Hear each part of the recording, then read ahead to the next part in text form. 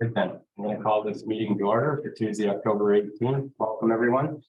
We're going to, this week is local government week for those that are interested, but it's something that happens every year, and sometimes the schools even get involved and educate the kids on what local government is. So I'll ask everyone to please turn your cell phones off or place them on vibrate.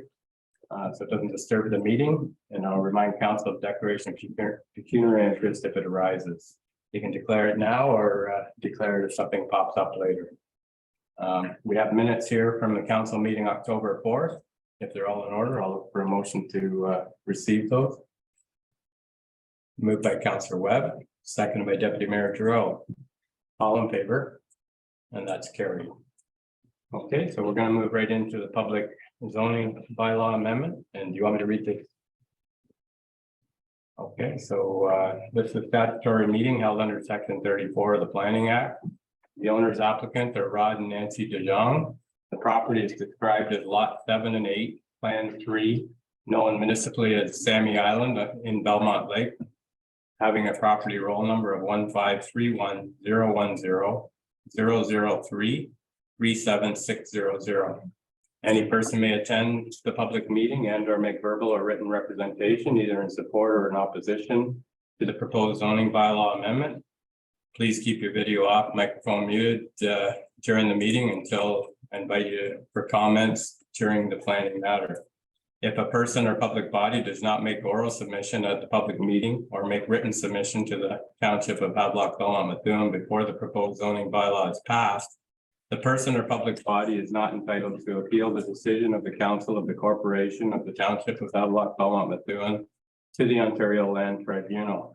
If a person or public body does not make an oral submission at the public meeting or make written submission to the Township of Havelock-Belmont-Methuen before the proposed zoning bylaw amendment is passed, the person or public body may not be added as a party to the hearing of an appeal before the Ontario Land Tribunal, unless in the opinion of the tribunal, there are reasonable grounds to add the person or public body as a party.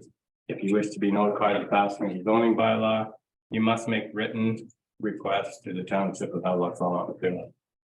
So with that, I'll turn it over to Arya. Through to you, Mayor. Good morning, Council. So prior to me presenting my report, I just want to make a note that I did not author the report before Council currently today. I will be presenting on behalf of our planning consultants who did author the report. They just couldn't make the meeting as a result of health-related concerns. So the purpose and effect of this report is to present for consideration and requisite approval of Council to amend the Township's comprehensive zoning bylaw in order to amend the existing OS, which is the open space zone, to change the category to Special District 258 in order to permit the development of the property in the form of one seasonal recreational cottage or dwelling unit, we should say, a sewage system and an accessory storage shed subject to site-specific provisions.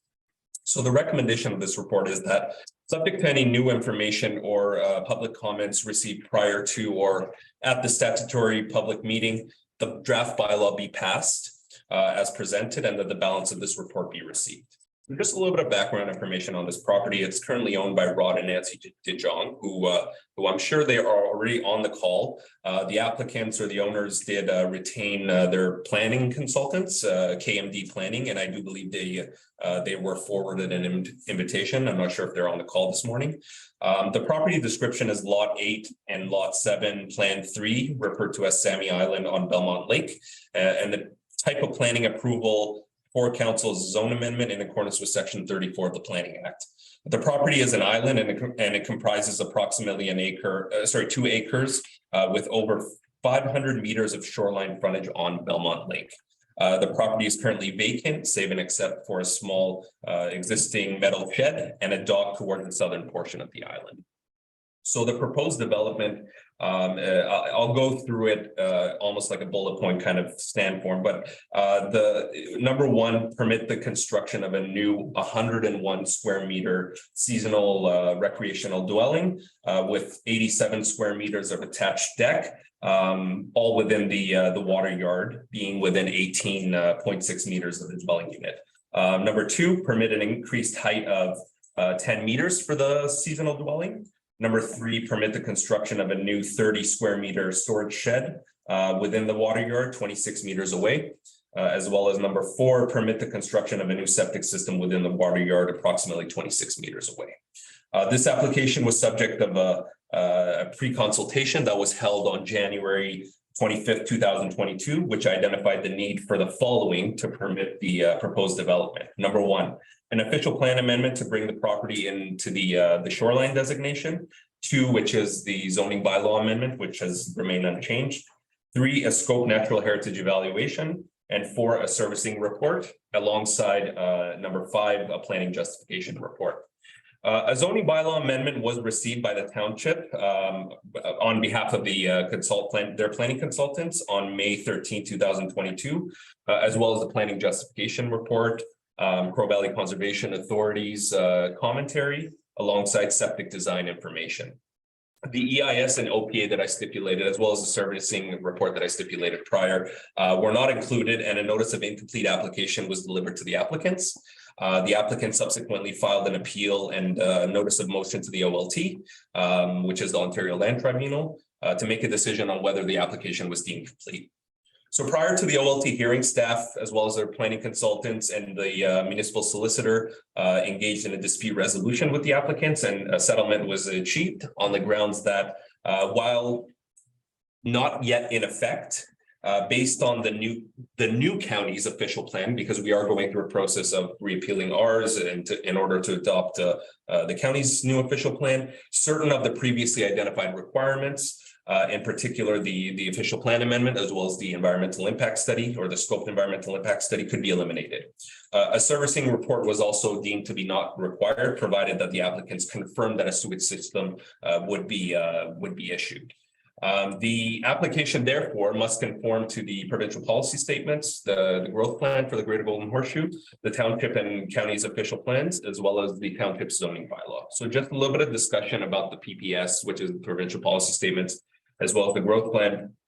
These are land use planning policy documents, I should say, the PPS is under Section 3 of the Planning Act. And Section 2.6 of the PPS speaks directly to cultural heritage and archaeology. And while the subject property is situated within 300 meters of a water body, archaeological potential could potentially exist. However, the property does not fall within 1 kilometer of any First Nations reserves, and the Peterborough County GIS mapping did show that there were no archaeologically sensitive lands within 120 meters of the subject property. So therefore, an archaeological assessment was not required. Section 3.1 of the PPS speaks directly to natural hazards. Comments from Crow Valley Conservation were submitted indicating that the development satisfied all the considerations for flood hazards as well as erosion hazards, and a permit will be required from Crow Valley Conservation Authority prior to the commencement of any development on the property or the island. Similarly, the growth plan permits resource-based recreational uses in rural areas, subject to Section 4 of the plan. And Section 4 elaborates briefly that any development within 120 meters of a key hydrologic feature, such as inland lakes, would require natural heritage evaluation, and also the implementation of a 30-meter vegetation protection zone. This is just planning terminology. It's just a buffer. As noted, the natural heritage evaluation was not accompanied with the application.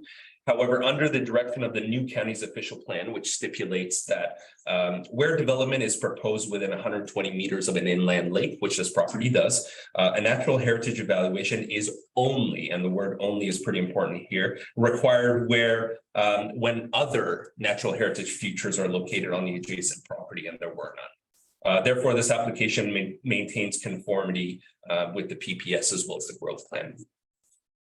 So a little bit about the township's official plan. Peterborough County Council adopted a new official plan. This will require approval from the Ministry of Municipal Affairs and Housing. However, as noted, consideration of the new official plan has been given to this application. And as such, a variety of requirements under the current official plan will not be required. And as a result of the regard that is given to the new official plan, the natural heritage evaluation as well as the official plan amendment and the servicing report were not included. And so based off of the zoning bylaw, under Schedule A1 of the Township's comprehensive zoning bylaw, the property is currently designated, or it's regulated as open space, which does not permit residential uses. The rezoning will serve to change the zone category to Special District 258, which is essentially a site-specific rezoning, which would permit the proposed development subject to obviously site-specific provisions. So the conclusion being that while the authors of this report have noted that in the absence of all the requirements prescribed in the January pre-consultation, as I mentioned earlier, deeming this application to be considered incomplete. Consideration has been given to the new official plan or the official plan designation, I should say, under the new official plan of the counties, and which will also serve as the township's new official plan as well. Therefore, the requirements of an OPA are alleviated, and this was confirmed also through the OLT process. Similarly, under the direction of the growth plan and the township's in effect at moment official plan, the author's opinion is that the EIS would have been required to support the development. However, once again, based on the review of the GIS's, the county's GIS system, no additional natural heritage features were identified on or in proximity to the subject property, and the requirement for the EIS would not be required under the policies of the new official plan. Septic approval will also be required from Peterborough Public Health. I do believe that the applicants have already obtained that. Therefore, it is the planning opinion of the authors that while the application does not conform to the in effect township official plan, the application is generally consistent with the PPS, the growth plan for the Greater Golden Horseshoe, the county's current official plan, as well as the policies of the county's new official plan, which will be the townships. Therefore, it is appropriate for council to approve this application. So far, CDCA has commented no concerns with the proposed development. Neither has Autonomy Region Conservation Authority, who are an applicable agency. We did have one adjacent property owner express concern for the environment on the property in relation to flora and fauna. However, as stated above, the application was circulated to two conservation authorities who have not commented in opposition to this application. So, so far, there have been no concerns raised regarding the zone amendment application, and this concludes my report. Sorry, and I can see Kevin Duguay there, but the one thing I did miss here is the motion to go into this public meeting. So look for a mover and a seconder if you still want to do it. Moved by Deputy Mayor Duro, seconded by Councillor Pomeroy, all in favor. And that's carried. Okay, so I don't know whether you want Kevin to, I don't know whether Kevin heard your report, so I guess we can just move on to the next part of it. Comment further. I'm going to ask 3 times if anybody's against this application. Second time, anybody opposed to this application? Good morning. Can you hear me? Yeah. Yes. Hello. My name is Matthew Mattis. My family has been the property owners of the nearest cottage on Belmont Lake, Fire Route 23B, for the last 27 years. I have a few questions. I do have one opposition. Could I please take the moment to ask the questions and raise my concerns? Yeah. Thank you. In our correspondence with the township, we've received a different number for square footage from this property than what is stated on the application. Is 101 square meters as stated in the application correct, or is it a different number for the building itself? Through to you, Mayor. I do believe that 101 square meters is correct. I do have Mr. Duguay on the line, just in case that he wants to confirm if whether or not the square footage is correct.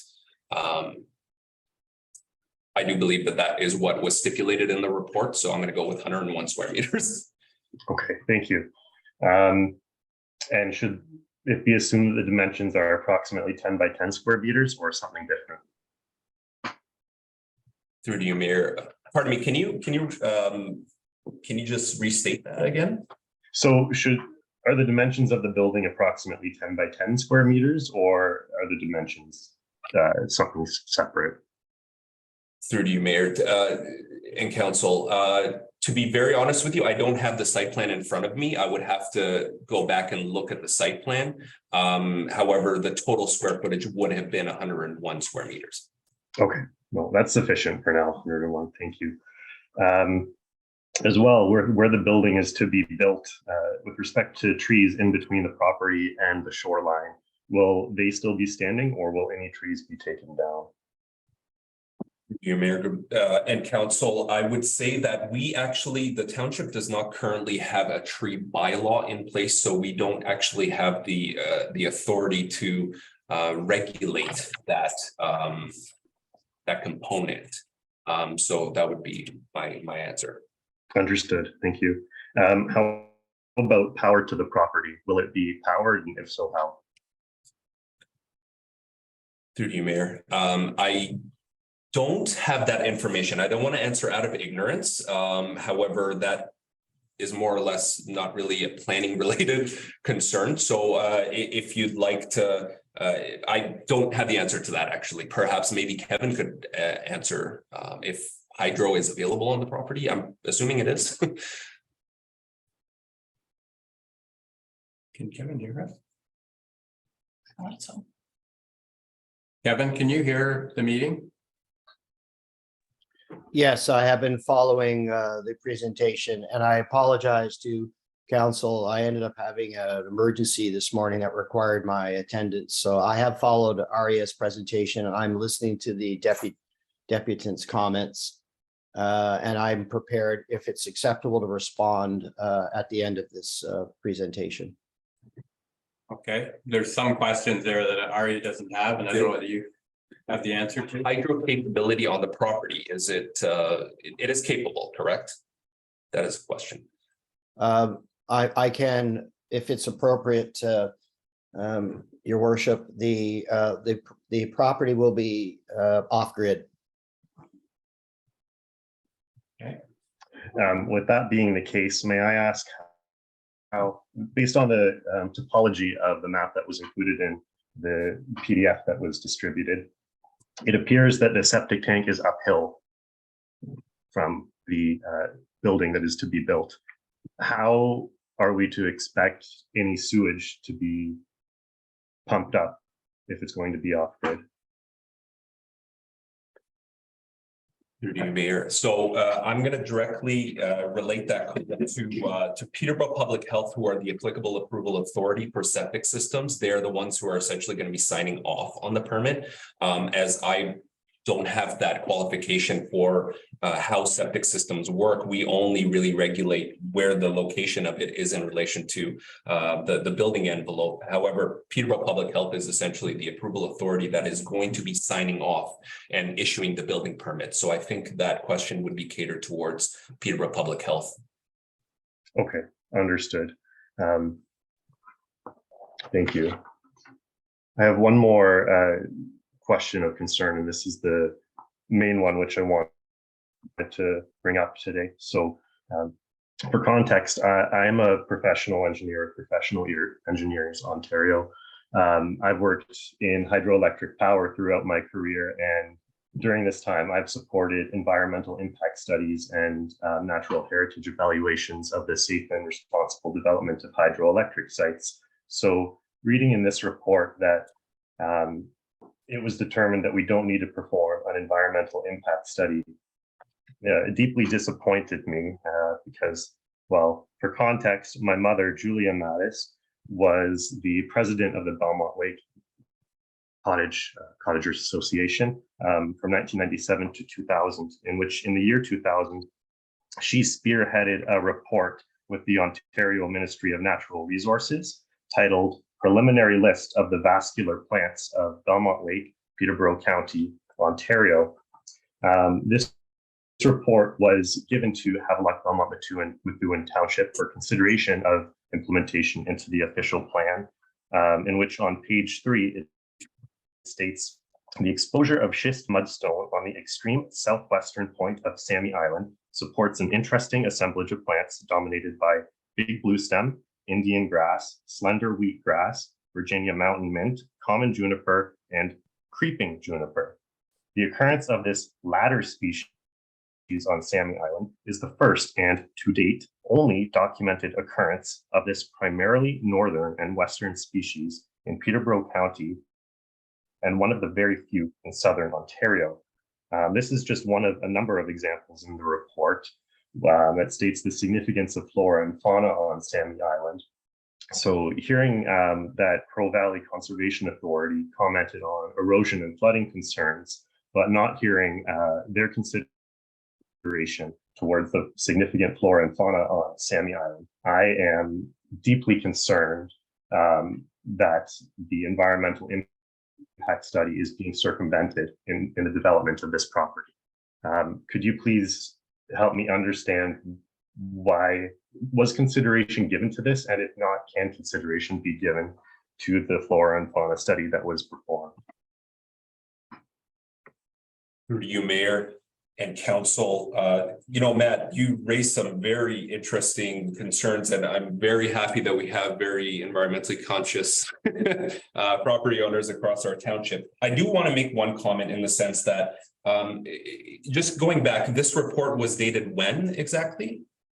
This report was dated June 2000. 2000, okay. So our current official plan, the in effect official plan, which was adopted out in 2015, 2016, and it's been amended over time. Under the process of us obtaining the current official plan, the township adopted what is referred to as an environmental protection designation under the official plan, as well as our zoning too, which included essentially an overlay of several features that were they came directly from the Ministry of Natural Resources and Forestry. They provided that information to us through their system, which is referred to as a natural resource verification system. And it kind of identifies several key features, such as like provincially significant wetlands, locally significant wetlands, areas of scientific interest, as well as, significant wildlife habitat. I can go on, but in other words, the mapping that we have reflects MNRF's position on environmentally sensitive features. And in our current OP, that is an overlay. That is probably one of the most important overlays we do have. And whenever we consider a zone amendment application, we obviously consider all of the applicable planning policies in our OP as well as our mapping. So therefore, I would say that the current official plan shows those Ministry of Natural Resources sensitive areas under the EP designation, and nowhere near this island did we identify any of those concerns. There are only 2 areas on Belmont Lake that I can identify that have spawning areas, and those are within 600 to 500 meters away of the meters from the property. So that would be about half a kilometer. So therefore, the township can rely upon this information as well as, consultation with our conservation authorities on environmental matters. Unless Kevin thinks otherwise, it would be the planning opinion that this application is appropriate for approval.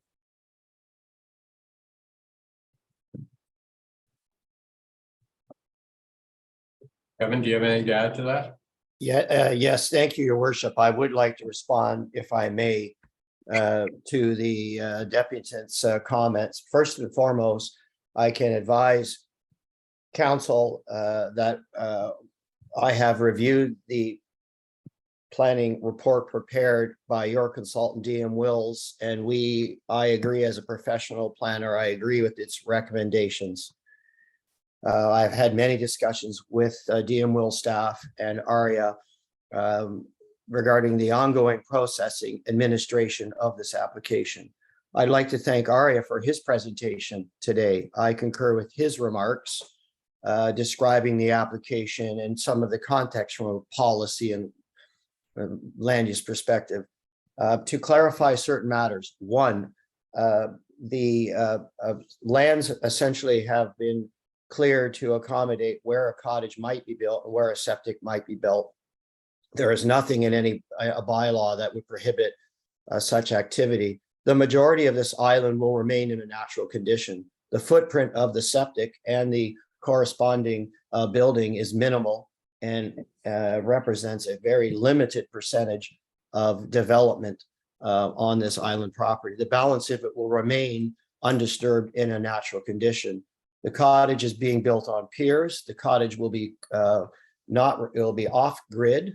The septic system, contrary to what the previous speaker identified as, in fact, is downhill from the structure and is already subject to an approved permit. Insofar as Crow Valley Conservation Authority and insofar as any required natural heritage or environmental impact study, there's been no circumvention of or avoidance of a study. One was not required, plain and simple. There was no environmental impact study required. I have carried out planning work in Central East Ontario for more than 30 years. And when an environmental impact study is required, it's often identified early days by a conservation authority or by a municipality, or in some cases MNRF, but in this case, no environmental evaluation of any sort was required, nor is warranted in this instance. So there's been no circumvention or avoidance of any such study.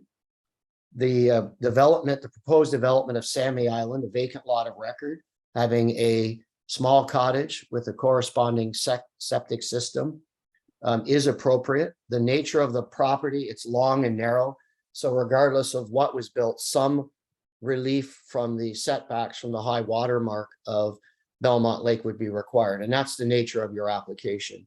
To summarize, Your Worship, I support the staff recommendation, and I agree with the remarks provided by your planning administrator, Aria, insofar as environmental and land use context. I can advise that my clients are eager to proceed with the construction of this property.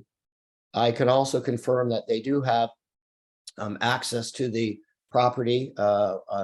On-land property owner is providing them parking and boating access to the island property. That is firmly in place. I make myself available, Your Worship, council members, in the event there are additional questions. Thank you ever so much. Thank you. Okay, Mr. Mattis, is there anything else that you had questions with regards to this application? That is all. Thank you very much for answering my questions. I respect the processes that have taken place in order to come to this conclusion for the environmental impact study. And as someone who loves the land, if the new owners of Sammy Island wish to reach out, we'd be happy to share the contents of this report, since preservation of these species is important to us. But at the end of the day, it sounds like it's not compulsory, but I respect that. If they wish to reach out, they are free to do so to us. Okay, thank you for your questions and your interest in this. So I have one more time here. Is there anybody in opposition of this application? Hearing none. Anybody wishing to speak in favor of the application? Second time, anybody wishing to speak in favor? And third time, anybody wishing to speak in favor? Okay, I'm going to open it up to council. Are there any questions or comments around this? We do have a recommendation here, and we've heard there was a good talk here. So Yeah, I just had one question. I don't know, maybe I missed it, but we have similar incidents with building on islands on Belmont Lake. So where will the applicants be parking? Through to you, Mayor. To you, Councillor Webb. I think mainland access through the launches would be an appropriate configuration. I can do a little bit of studying on that, and then, but however, most of our island residents do have mainland access through the boat launches. Oh, I know they have access. Kevin has, I think Kevin can answer. I think it's in the. Yes, Your Worship, to Councillor Webb, the de Jongs have parking and boating access from a private property owner surnamed Vivian. We have provided the municipality with a copy of that letter in writing as part of the correspondence associated with this file. So there is access available, which the property owners have had for a while. The property owners, Vivian, are continue to allow for that access on a formal basis. Thank you, Mr. Duguay. You're welcome. So, and they have an application in with the marina too, so. Okay, all right, so is there any other, Deputy Mayor Giroux, go ahead. Through you, Mr. Mayor. First of all, thank you, Ira, for your presentation this morning, and Mr. Duguay. I think we have a lot of safeguards built into this presentation this morning. And I thank all those involved. I don't see why we can't move forward with this. And I would support the recommendation. Great, so we have a mover here, Deputy Mayor Giroux is moving the recommendation. Second the motion, Mr. Mayor. Seconded by Councillor Ellis. Any, we will after, but this is just to move the application, so all in favor? That's carried.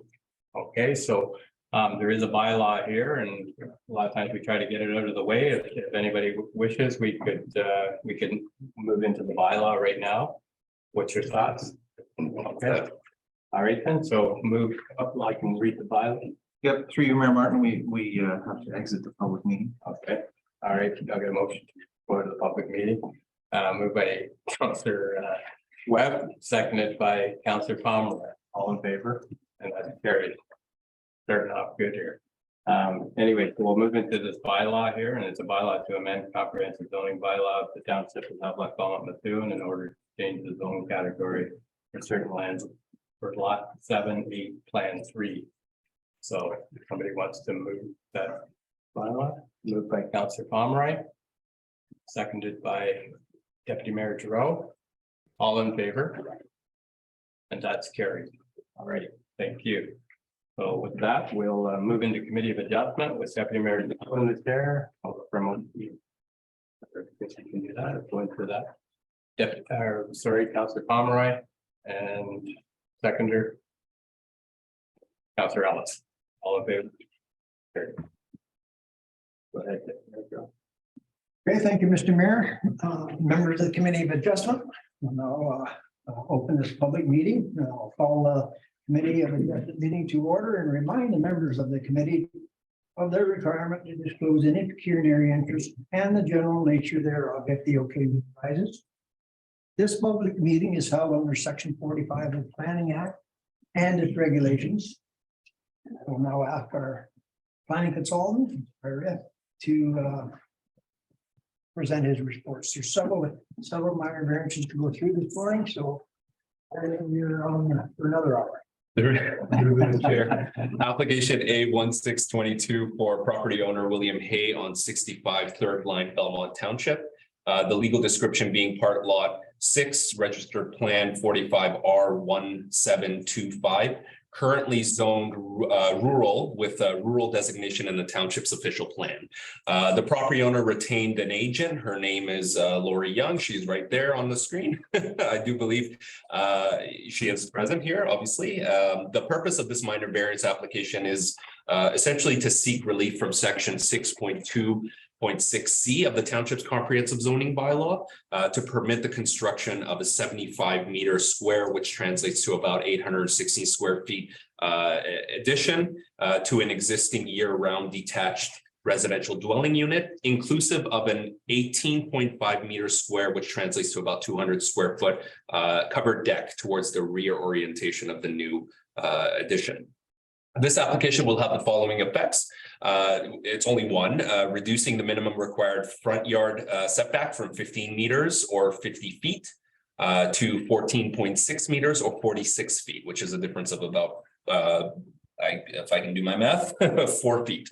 The recommendation of this report is that the minor variance application A1622 be approved with the following conditions. That the development be completed in accordance with the site plan submitted, that any requisite approval be received by applicable approval authorities prior to the issuance of a building permit, and this will be inclusive of Crow Valley Conservation and Peterborough Public Health.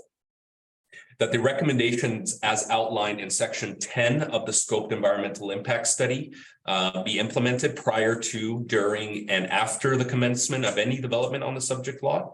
The development meet all setback requirements pertaining to hydro easements.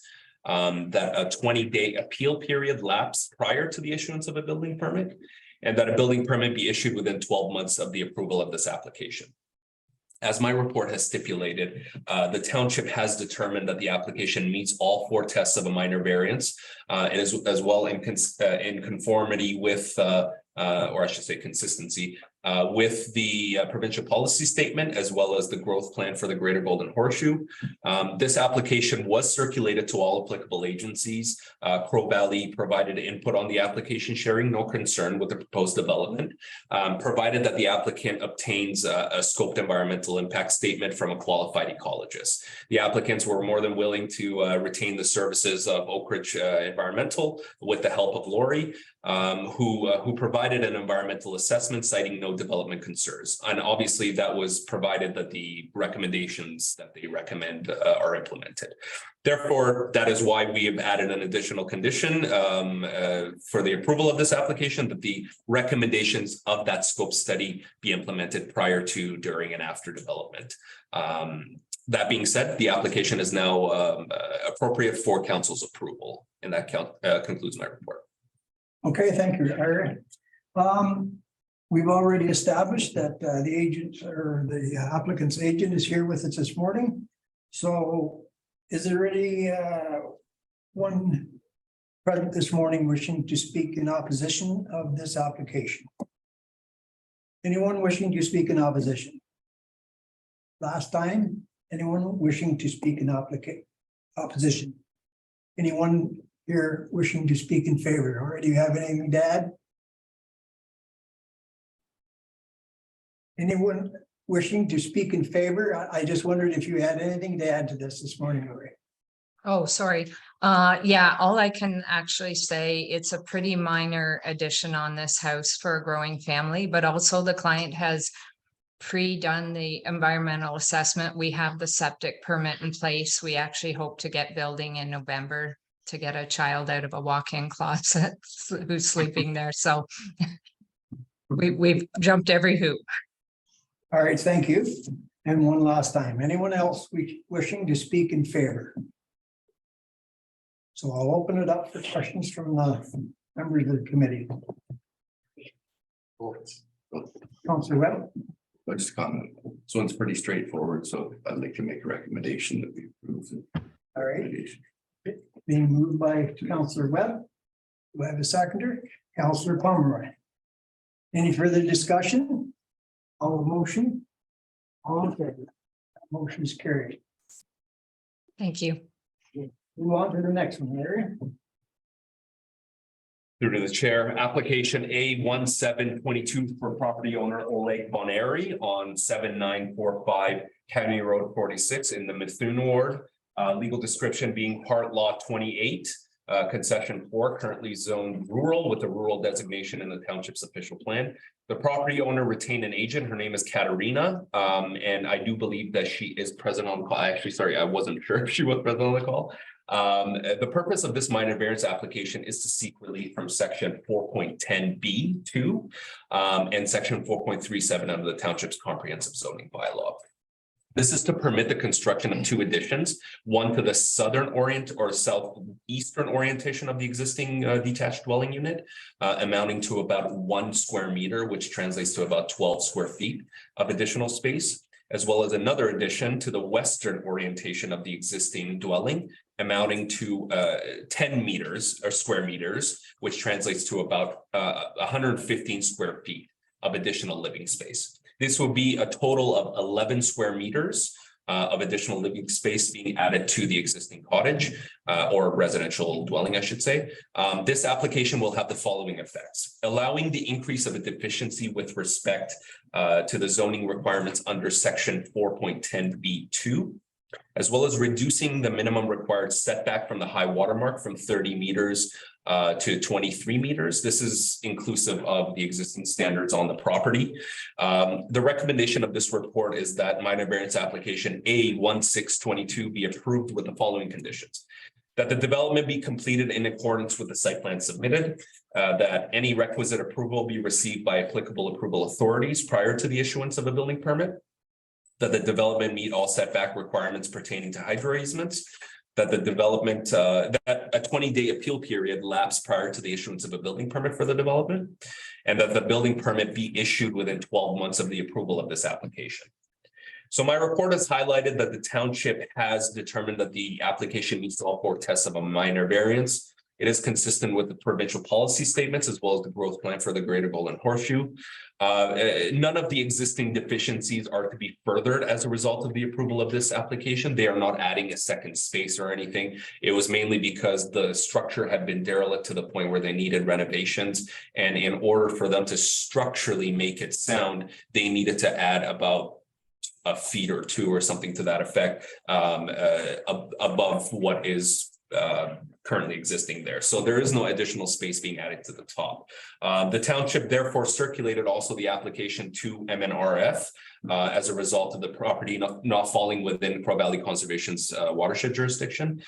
They have yet to comment on the application. So that being said, this application is appropriate for council's approval. And that concludes my report. All right, once again, thank you, Ryder. Is the applicant present this morning? You're here or online? Is the applicant present, just for our record? Yeah, hello. My name is Katrina and I'm the agent of the owner, so I'm here. Okay, if I'll ask one more time and you will have a chance to comment later, okay? Yep. Thank you. Is there anyone present wishing to speak in opposition of this application with us this morning? Anyone wishing to speak in opposition? Anyone wishing to speak in opposition of this application? Hearing none.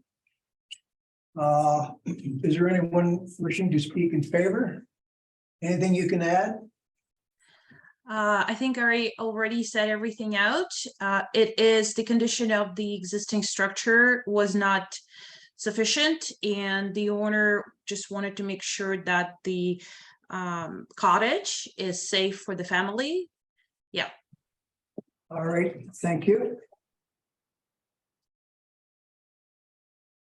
I guess I better ask one more time. Is there anyone wishing to speak in favor of this application? Hello, my name is Seth Hardy and I'm the neighbor to the south at 7891 County Road 46. Okay. I can see this property out my bedroom window and I just got the notice of public hearing. So I'm in favor of it and it's great. Just wanted to say as a neighbor, I'm in favor and happy that they're doing the thing. Thank you for your comments this morning. All right, I'll open it up to members of the committee. Mayor Martin. Hard to see over the screen, but yeah, it's pretty straightforward and it's good to hear the neighbors in favor of it. So I'd be prepared to make a motion that we approve this application. All right, we have a mover. Do we have a seconder? The application. Councillor Webb. Any further discussion? All in favor of the application? The application is approved. Thank you, Eric.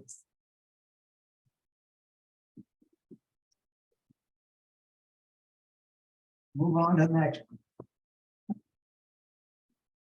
Through to the chair, application A1822 for property owners Jim and Lori O'Donnell on 23 Fire at 23H, currently zoned seasonal residential with a shoreline designation in the township's official plan. The property owner retained an agent. His name is Trevor Day. I wasn't sure if he's on the call. The purpose of this minor variance is essentially twofold. One is to seek relief from section 4.37 and section 11.21C of the township's comprehensive zoning bylaw to reduce the minimum required water yard setback from 100 feet to 40 feet, as well as number 2, reducing the minimum required front yard setback to 40 feet as well. So these amendments will essentially serve to permit the following. Number one, construction of a single story addition to an existing single detached vacation dwelling unit. Number two, the construction of a lakeside uncovered deck to its existing foundation with no changes. Number three, the construction of a new uncovered deck encroaching no further than the existing standards on the property.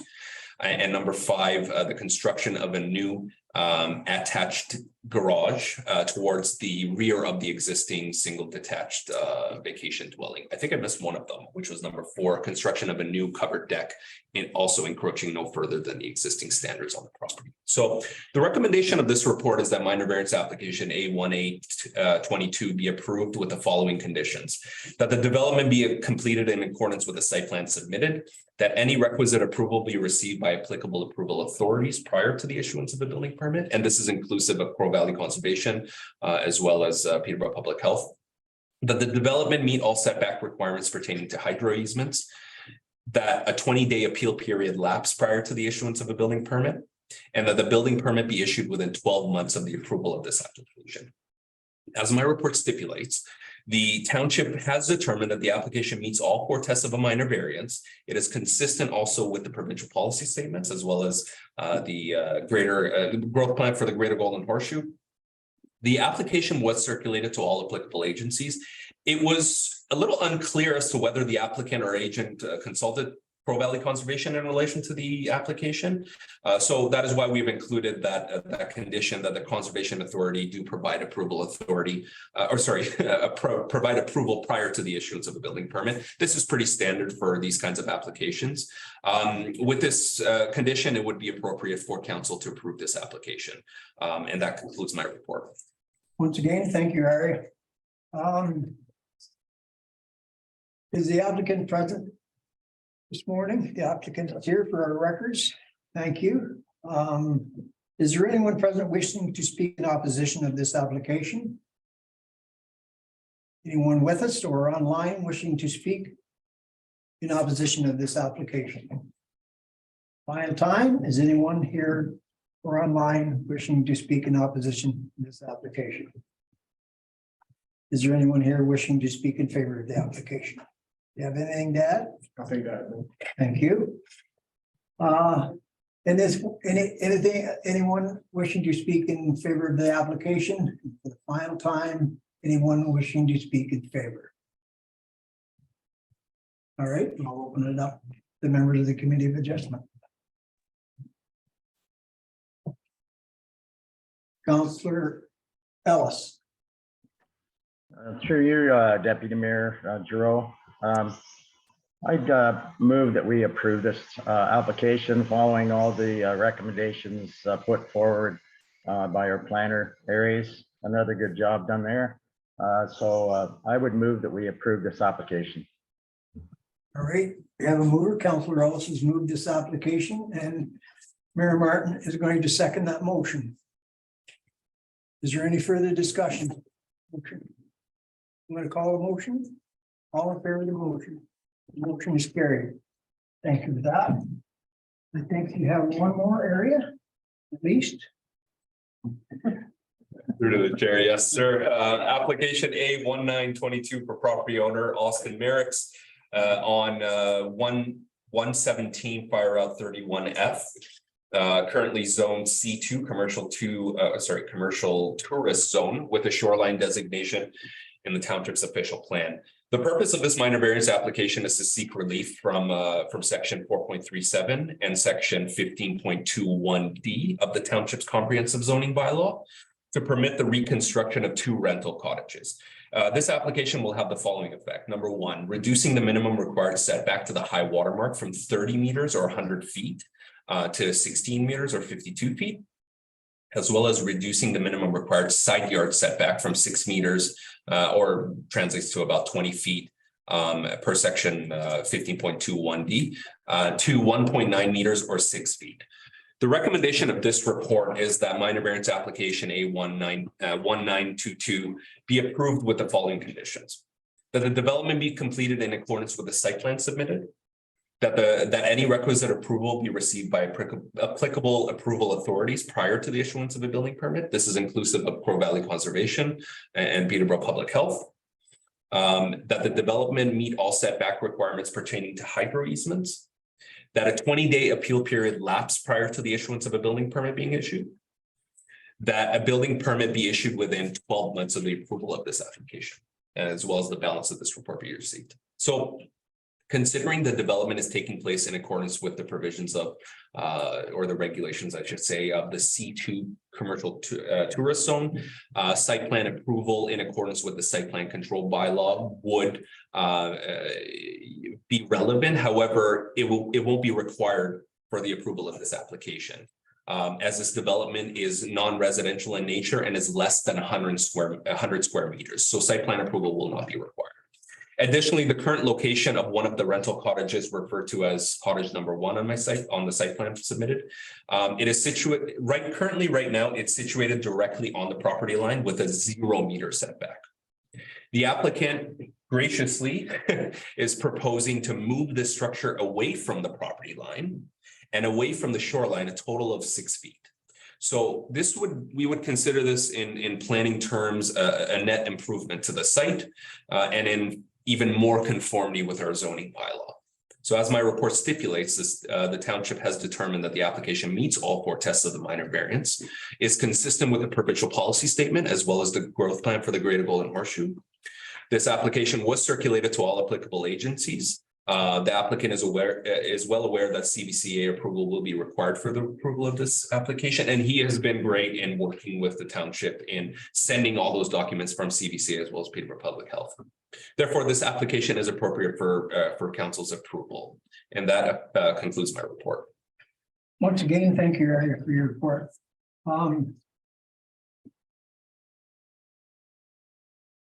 Is the applicant present this morning? I am. Okay, thank you very much. We'll put that on our books. Is there anyone present wishing to speak in opposition this morning? Anyone wishing to speak in opposition?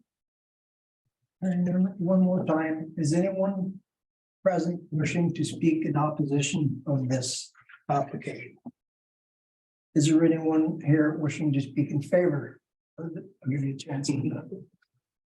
Anyone wishing to speak in favor? Anyone wishing to speak in favor? Do you have anything to add this morning? I've been in further communication with Crow Valley. My permits specific to this building or these 2 buildings will be any day now. So that's the only additional comments I have to ask or add. All right, thank you. I'll now open it up to the members of the committee of adjustment. Councilor Palmer. Yeah, knowing this property for years and the improvement being made coming back from the lot line, I would make the motion. All right, we have a mover this morning, Councilor Pomeroy, on this application, and Councilor Webb is going to second that motion. Is there any further discussion on the motion? Hearing none, I'm going to call the question. All in favor of the motion? The motion is carried. Is that it? Area? That's it. Thank you for all your reports this morning. Council appreciates it. I'll now take a motion to hand the gavel back over to the mayor and go back in the regular meeting. Councilor Webb. Councilor Palmer. All in favor? Motion is carried. All right, thank you, Deputy Mayor Duro. And somebody said development isn't happening around Havelock-Belmont-Methuen, but I think there's a few things happening still. So anyways, thanks, Harriet, for those reports, but you're not finished yet. Now we're into planning reports. So first one here is requests for from Patricia Tate and Ethan Crow. Through to you, Mayor, members of council. Yes, the subject of this application, or I don't even want to call it an application, it's a request from Ethan Crow and Patricia Tate, Methuen Ward Concession 8, Part Lot 31, with municipal address of 449 Fire Route 87. The purpose of this report is to present for the consideration and requisite direction of council a request to receive from the property owners in relation to acquiring the abutting shoreline crown reserve. The recommendation is that council direct staff to advise the property owner, as well as the Ministry of Natural Resources and Forestry, that the township has no concern with or any objections to the proposed acquisition of the approximate distance of 291 feet of shoreline Crown Reserve. Just a little bit of background information on this property. The municipality did receive a request from the property owners in regards to purchasing or acquiring the approximate 291 feet of frontage that is shoreline Crown Reserve that was also included in the GIS mapping. The property, as described, with the municipal address 499 Fire Route 87, having the roll number 1531-010-007-4790. This would provide for, again, a shoreline frontage of approximately 291 feet.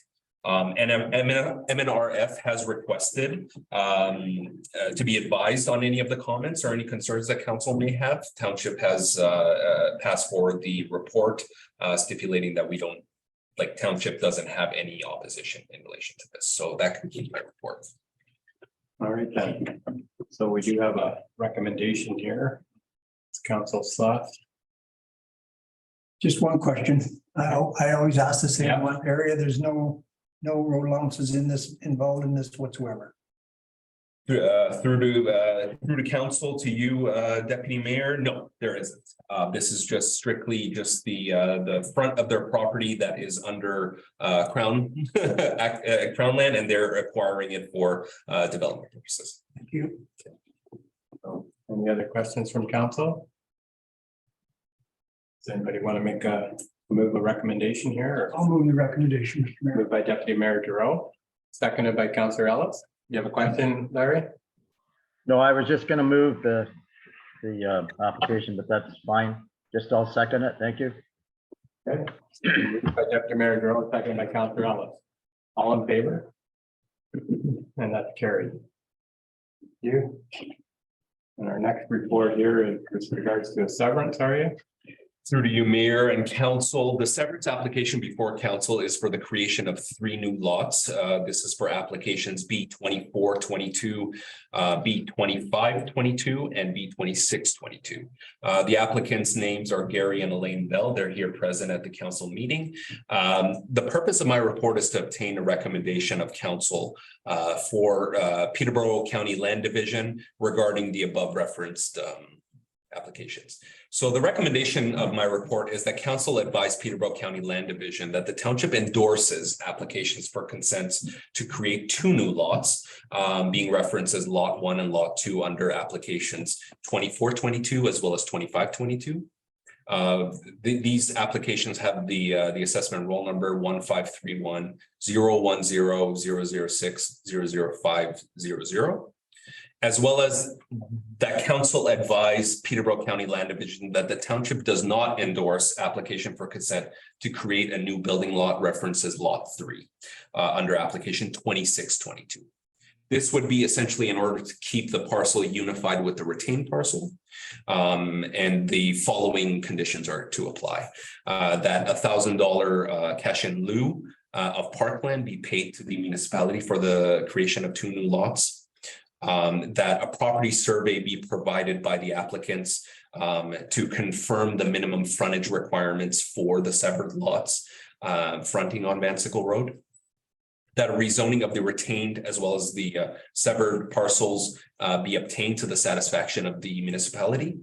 That an entrance permit be successfully applied for the severed lots, and that the balance of this report be received. So just a little bit of background information on this property. The consent proposal was subject of a preliminary severance review completed by Peterborough County Planning Department in June of 2021. If approved, the lots to be created or severed will comprise of approximately 9 acres in area with 500 feet of frontage on Vansickle Road. This is lot number 1. Approximately 4.7 acres with 500 feet of frontage on Vansickle Road for lot number 2. And approximately 33 acres in area with feet of frontage on Devil's 4 Mile for lot number 3. And the parcel to be retained would also be comprised of 33 acres, together with, again, 1,500 feet of frontage on Devil's 4 Mile. The applicants completed a natural heritage evaluation, we call it an EIS, in support of the severance application. This was a requirement from Peterborough County Land Division. This application was in front of council during the August 9th meeting, whereby council decided to defer this application to afford the applicants the opportunity to meet with township staff to discuss options for their the severance proposal. The primary issue that was raised was that Devil's 4 Mile is not eligible for a consent or the creation of which on, as it is a limited maintenance road, and that would be contrary to official plan policy 2221G. The applicants met with township staff alongside our planning consultants, and all parties agreed that the creation of lot 3 would not go as approved. And alternatively, they'll be keeping this lot in unified with the retained lot and rezoning the entire parcel to open space to pursue development in the form of a hunt camp.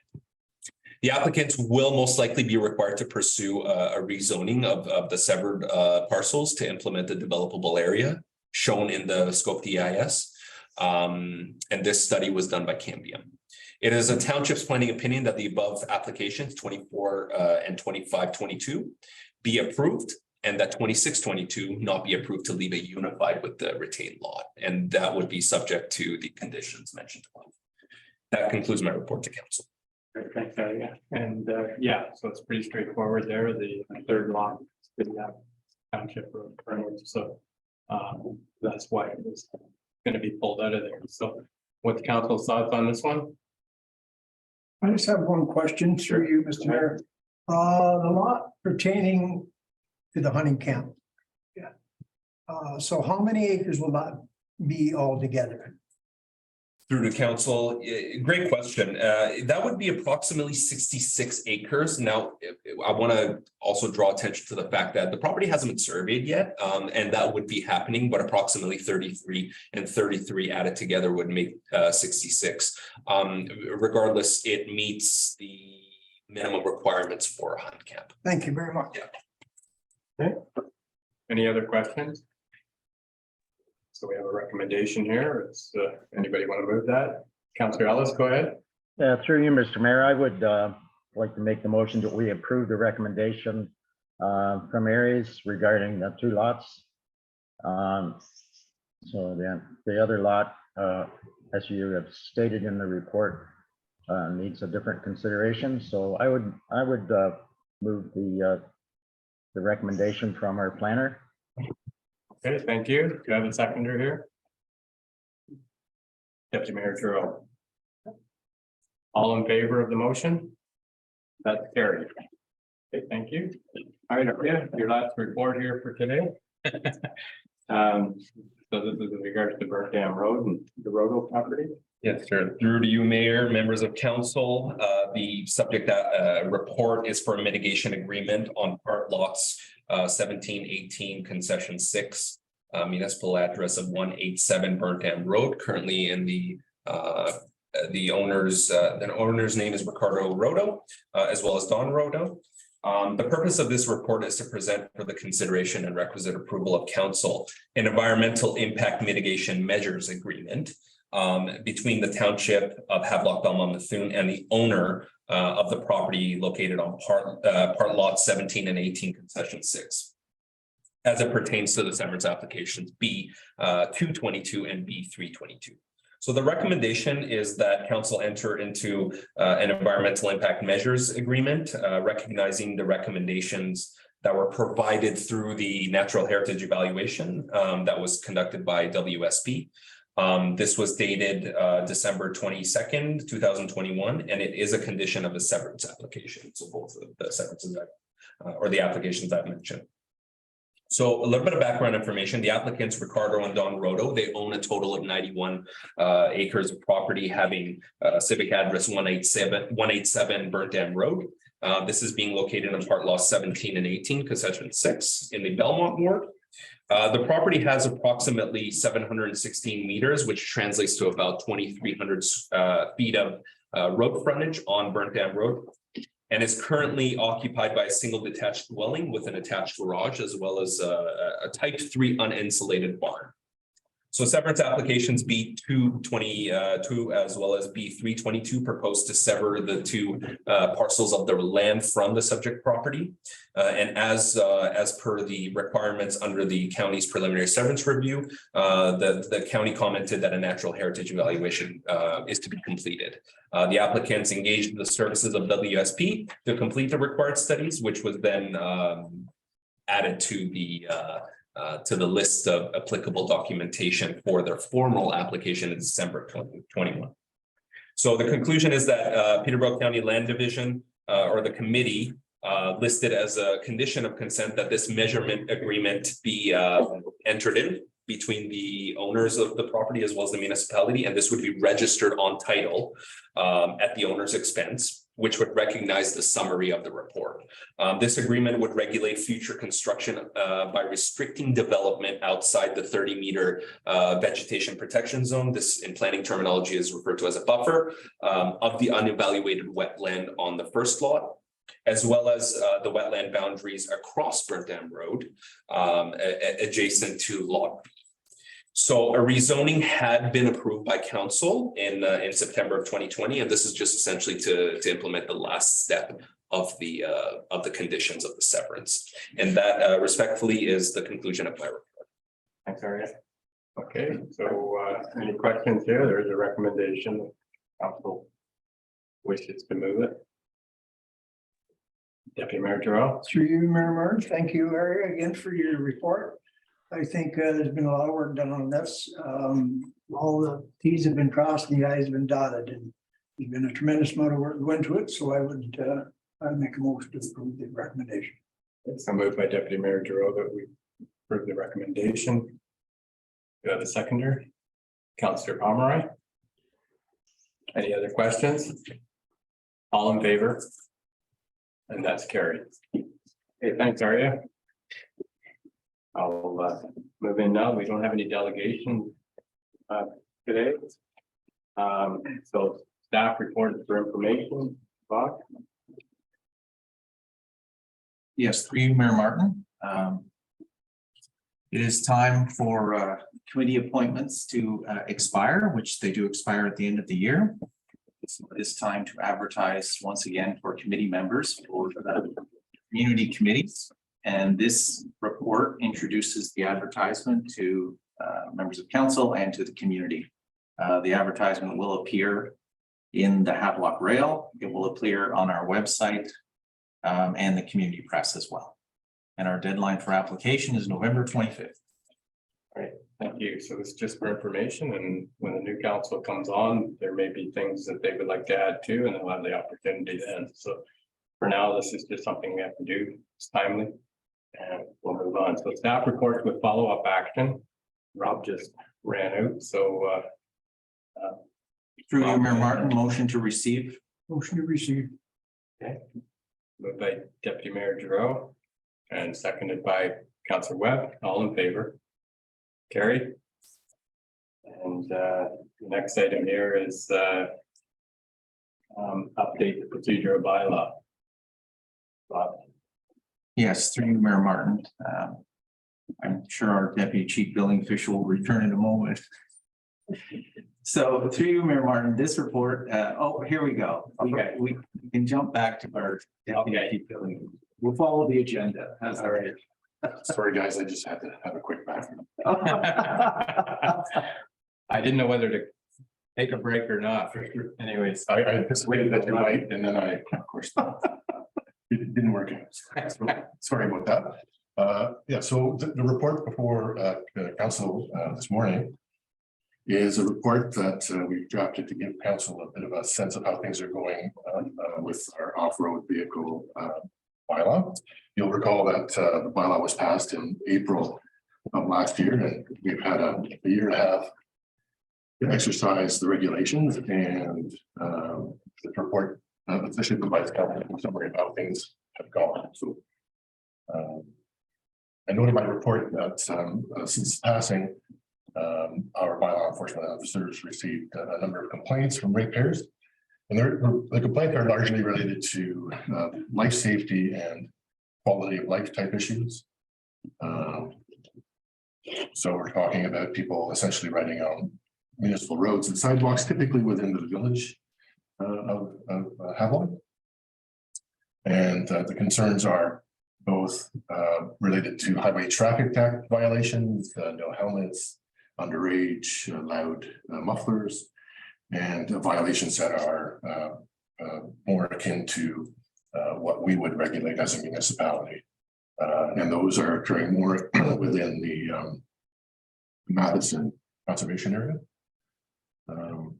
So the bylaw enforcement officer took it upon himself to provide me with a summary of what he's experienced, and went a little bit further and suggested that we consider ways to improve compliance with the regulations in our bylaw and compliance with the Highway Traffic Act criteria, which are typically under the purview of provincial police.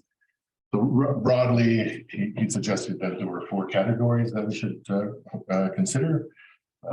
Engagement with our policing partners, the Ontario Provincial Police, crime prevention through environmental design, improved enforcement options, and community engagement. So what we did with his recommendations is we convened an informal group of staff, which I summarized, included the CAO, the CDO, myself, manager of public works, manager of Parks and Rec, and the bylaw enforcement officer and our economic development officer, all of which seem to have some interest in the issue of off-road vehicles in the township. We've met on a couple of occasions, and I think we've come, with a decent way forward that, again, I summarize in the body of the report. So as it relates to the engagement with the OPP, given our bylaw enforcement officer's background as a former policeman, he's kind of taken on the role of engaging with them. They've had good meetings. He's provided them with a good sense of what we're experiencing.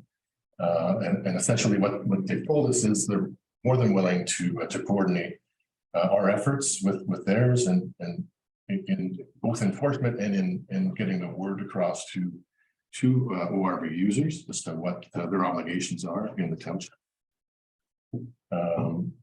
They've kind of emphasized the need for the public to provide them with complaints related to highway traffic act issues, right? So that's going to be part of the communication. It's, if there's a member of the public that has witnessed issues with, loud mufflers, maybe speeding, or issues that are highway traffic act related, they need to get that information to the OPP so that they can have a really good understanding of the scope and scale of the problem, so that they can then ensure that they have the right staff and assign the right properly, I guess, to allocate resources to address the scope and scale of the problem. In addition to that, we've been talking a little bit about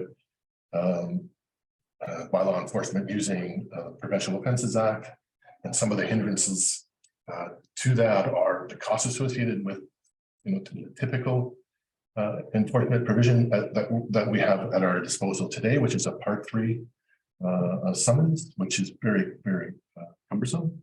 So essentially, the bylaw enforcement officer has to convince a JP that there's been a violation.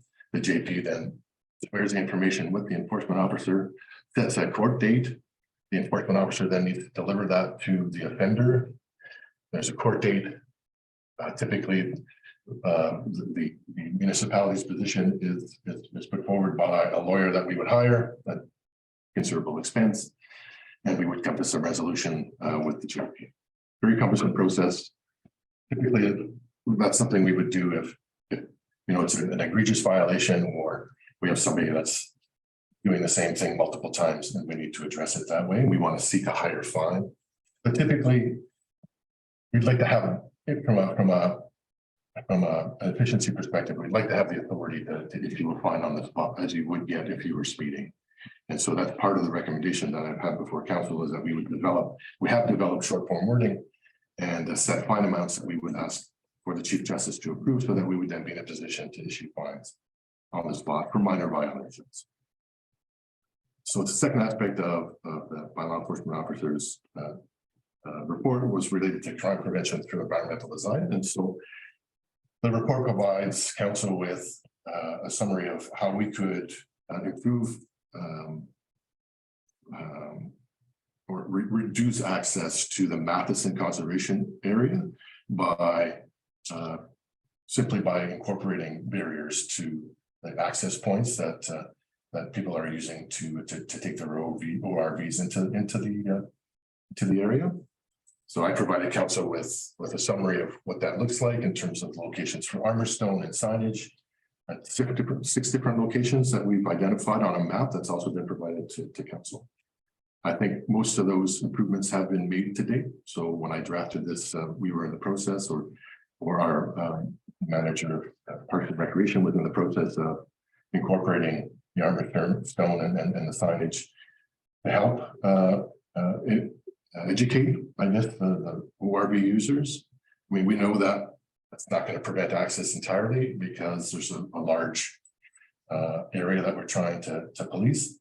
But we want to get the word across to everybody that indeed, this area is really meant for pedestrians, certainly over outside of the winter season. It's meant entirely for pedestrians, and that they're not to use the space with the ORVs.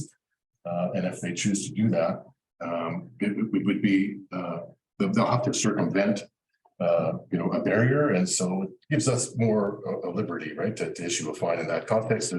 There's no, well, I wasn't aware, right? Well, it's hard for you not to be aware. You have to circumvent the barriers, and you neglected to read the signage. That's obvious.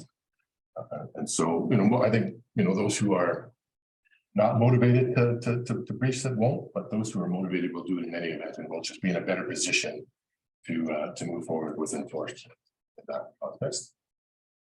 So I talked a little bit about the third aspect, which is improved enforcement options. And one of the recommendations I'll be making that has been requested is that we move forward with short form wording and set fine amounts to allow us to issue fines on the spot. In addition, we're also looking at Trespass to Property Act prohibitions as well. So if we have, again, somebody that violates these things continuously, we can prevent them from accessing the property entirely. And fourthly, the community engagement piece. This is where our economic development officer provided a detailed plan to move forward with educating and engaging with the public and with ORV users. That includes some strategies that we're going to coordinate with the County of Peterborough. Of course, they have a bylaw as we do, and it's in their best interest to communicate to the public and to ORV users what their obligations are in the context of riding on county roads. So we'll coordinate our efforts with them. We've had one big counties can be in one meeting with lower tier municipalities in an effort to ensure that we're all kind of providing the same information to interested parties. So in summary, we do recognize that ORV use is very popular in Ontario, and it can be an important economic opportunity for the municipality. So we don't want to discourage appropriate and reasonable use of that recreation activity, but we also want to ensure that it takes place in a way that considers the broader community and it's mindful of their needs. So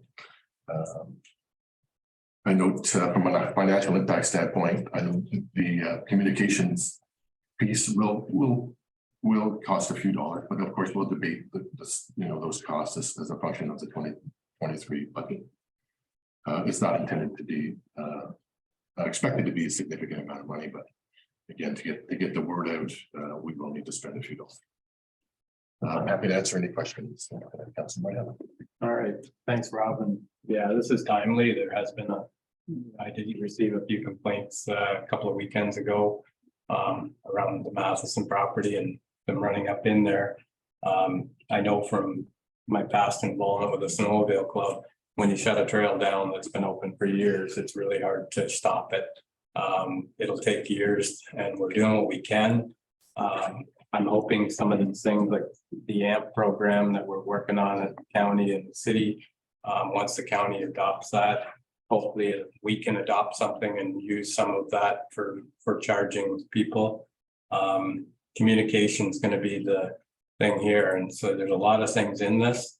And if we keep working on it and keep getting the word out, hopefully it gets better because, you know, I've talked to the ATV club and, you know, and this isn't necessarily members of the ATV club. It's probably people outside of that. So they probably don't even have a permit for the trails. So all we can do is keep plugging away at this and hopefully it gets better before it gets worse. The one thing that I've seen over in Trent Hills on their entrance signs, they have a sign like, so this is, so the ATVs are only allowed out between April 1st and November 30th. As much as we can put it on the sign and put it on our website, I'm just wondering if we should have some signage up to kind of remind people. I know them signs up 42 over there stand out pretty good. They're yellow signs that say ATVs are allowed between now and then. And, you know, it does remind you that you're not supposed to be out there in the wintertime. So we still see them in the winter. So maybe that would even help with the policing side of things that they'll, there's so many gray areas for the police as far as where you're allowed and where you're not allowed because they're not allowed on every road. So I just wonder if that's another option there to look at some gateway signs or even signs in the middle of like on some of our county roads as far as what's allowed and what isn't. So might be something to look at in the future, but I'll open up the council here and see what your thoughts are on this. Deputy Mayor Joe, go ahead. Through you, Mr. Mayor. First of all, thank you, Rob. This is a great report. I think everybody knows the council has struggled for years to try and regulate a few bad apples. And we've struggled. And I think this is a great step forward. So kudos to all the people that were involved in this. I guess you could say fingers point at me. 15 years ago or there, I asked council to start this club and this is how it all rolled. And some days over the last 15 years, I wish I had never been involved in it. However, I am, and that's where it is. But this is great. It's a great system, I think, if we can get it rolling. And as far as the mayor's comments about the signage, I hope that we can put something in the new council can put something in the 2023 budget that will handle that because it will help. I do believe the time of year when they can be on the road and so on. EOTA trails are open as long as there's no snow on the roads. Now, they don't use the snowmobile trails, they're private trails, but the snowmobile do use the EOTA trails because they have money invested in them. So that's a great step forward. And when I read this, I was a little jealous that I wasn't in on the meetings, you might say, because it is a great report. So I will take this report and tonight and we'll discuss it at the ATV club meeting. And thank you for that. So it's we seem to have a problem. I think because even though we're at 15 years, we're not new. The EOTA trails to the east of us are bordering around 25 years old now. So we worked with the SAVE team out of Smith Falls now. So they're pretty handy at paying out their tickets, and they have the ability to have the ATVs and so on because they've grown up with it for a few years. So I think in time, Peterborough County will perhaps have the the tools in the box to do the same. But right now, this is a great step and we're really happy with it. So thank you. Thank you, Sherry. Any other questions or comments? Councillor Ellis, go ahead. Yeah, through you, Mr. Mayor. Like everybody said here, this step in protecting our Madison property is kind of been long overdue, and glad to see Rob and Mike and Sherry, everybody involved with not just promoting it, but prolonging the safety of it. And education to me is going to be a big part of it. Although, as Deputy Mayor Giroux has said, there's a small few that are the culprits in most cases. I'm wondering for education, Rob, for signage out in the parameters of where some of the ATVs may still try to go onto the Madison property. It doesn't have to be an expensive sign. The Coroplast signs indicating a bylaw, the set fine maybe would be an attraction to get somebody's attention. But out in the parameters of some of the property where they may still try to access it, that may be a suggestion. And I would maybe direct this to Councillor Hart. He's our chair for that Madison committee. And I believe Hart, we're to have a meeting coming up in the near future. There's been some talk about a meeting and getting the committee back involved with some of the decisions and some input.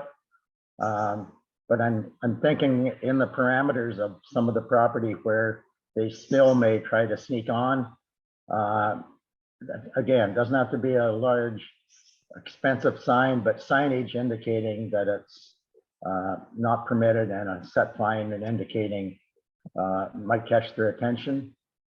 So I'm not sure whether Councillor Hart-Webb has heard me there or not, but if we have something coming forward at a committee meeting, maybe we can discuss that there as well, Hart. Yeah, for sure. We can bring that to the next meeting, Larry. Okay, good. Thank you. Any other questions or comments around this item? So we do have a recommendation here, and the recommendation is that we receive it for information and schedule a line proposed short form wording and set amounts before the Chief Justice for approval and be added to Schedule B. So Gladly second the motion, Mr. Mayor. you can move it if you like. I moved the motion then. I thought it was All right. Thank you. There you go. Okay, moved by Councillor Ellis and seconded by Councillor Pomeroy. All in favor? And that's carried.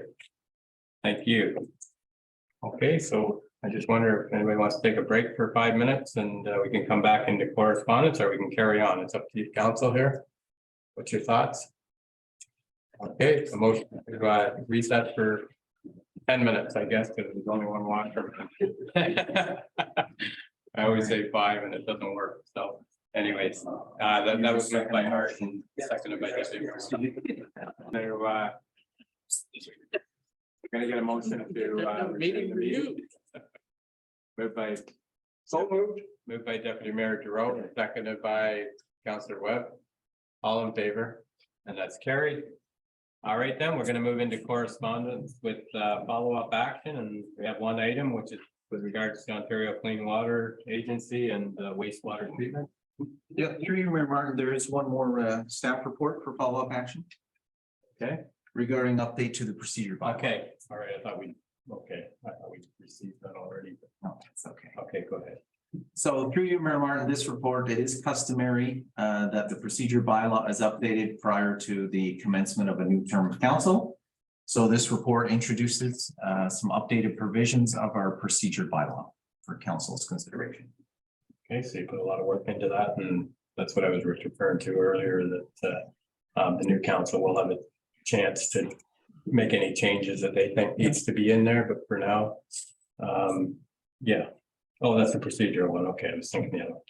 Okay, so and there'll be an opportunity there. So that's great. Councillor Ellis, go ahead. Through you, Mr. Mayor. When we get ready to do as you just spoke about for the new council. I'm wondering, not only the procedural bylaws, but the municipal act, there will be training for the new council. Am I right? I'll direct that to CIO Bob. Yes, through you, Mayor Martin, there will be training sessions for new members of council. Okay. I'm wondering, would it be a good idea to invite the members of the different boards, like the cemetery board and the library board, to update those two boards at the same time? There's been some discussion at the cemetery board anyway, where there's some things procedurally that they may not be following or don't have in their board requirements. So we talked about it at the cemetery board, and I was wondering if that would be something that could happen and update those boards at the same time when the new council is getting updated. Through you, Mayor Martin, to Councillor Ellis, the new boards are appointed effective January 1st. There will be councillor training prior to that. However, there will be available training for boards as well. Okay, thank you. I told him I would ask. Thanks. Okay. All right then, so go ahead. Through you, Mr. Mayor, I've already spoken to CEO about this. I'm not sure whether we received it yet or not, but it perhaps a good idea for all our boards and committees that the new council will have to go to or take part in. If such as the cemetery board would send the township a list of their roles and responsibilities when they get on these boards. First of all, I know the EOTA plans on and have in the past sent municipalities the roles and responsibilities of any new members that's going to take part on that board, how they're to treat staff, and so on and so on. So I don't know whether Bob has received one of those yet or not, but if not, yeah, I know it'll be coming in. And there are several that could be done that way. And then if it's required, have them come in and just a thought, it's just a thought through you, Mr. Mayor. Yes, through you, Mayor Martin, to Deputy Mayor Giroux. We have not yet received correspondence from Eastern Ontario Trails Alliance regarding that matter. However, a group like EOTA will have its own procedure bylaw, and they will have a code of conduct as well. So we look forward to receiving that. Okay. Okay. All right then. So is there any other questions around this item? If not, I'll take a motion to go with the recommendation and adopt this. Moved by Councillor Webb, seconder. Councillor Pomeroy. All in favor? And that's carried. Okay, thank you. And now we'll move into correspondence. And we have one action item around Ontario Clean Water with regards to an advertisement they put out for the work to happen over their environmental assessment. So is there any questions or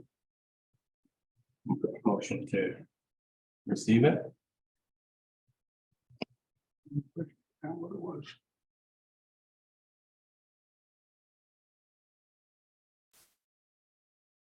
Any? Councillor Webb, moved by Councillor Webb that we received the report. Is there a seconder for that? Yeah, I'll second it. Second it? Did you have a question around it? Did you have a question? No, I figured my own question. Okay. I knew I needed to read it once more. Okay, all right, so we got a mover and a seconder. Is there any other questions around this? All in favor?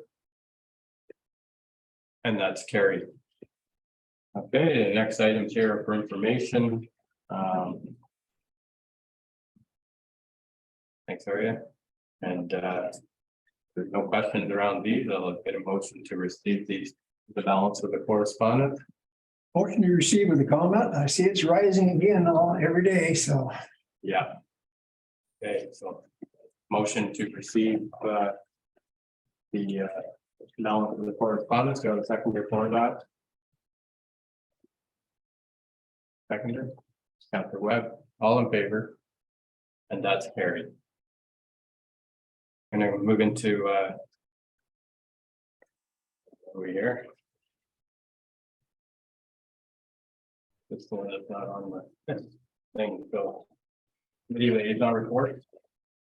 And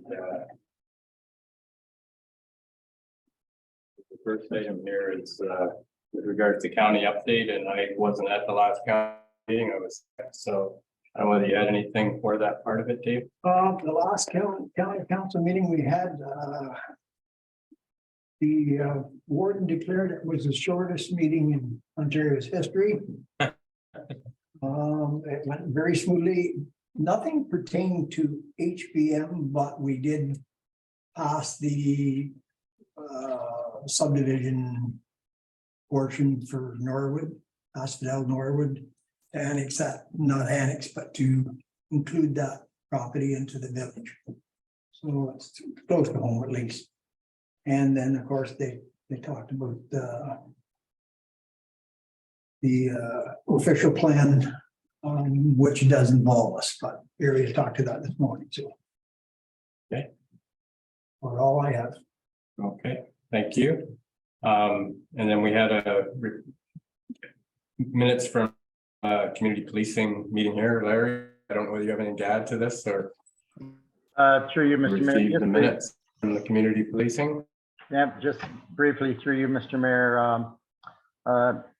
For Bob, the community or the police services information, can that be sent to Sharon Estabrook whenever there is a police services board meeting, so a representative from the community policing can attend?